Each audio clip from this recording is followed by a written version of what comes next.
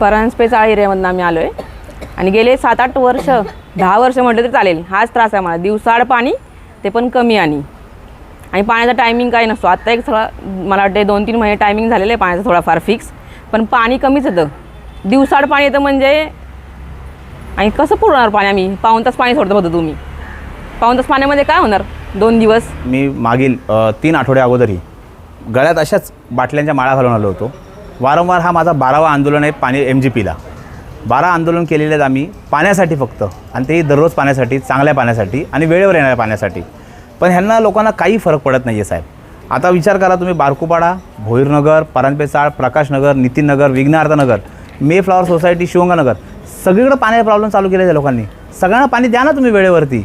आम्ही तुमच्याकडे काय मागतोय? पाणीच मागतोय आणि ते वेळेवर मागतोय. ते दरवेळेसारखं त्यांनी आम्हाला आश्वासन दिलेलं आहे की आम्ही 1 वर्षामध्ये पाणी टाकी बांधू आणि तुम्हाला दररोज पाणी आम्ही 1 वर्षात देऊ. पण 1 तास त्यांनी पाणी वाढवण्याचं त्यांनी आम्हाला आता आश्वासन दिलेलं आहे.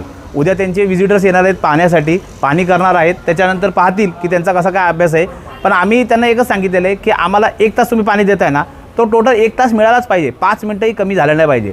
तर नाहीतर मी भालचंद्र प्रतिष्ठानच्या वतीने सांगतो, आम्ही अंबाना स्टेशनला या MGPच्या विरोधात उपोषणला बसू.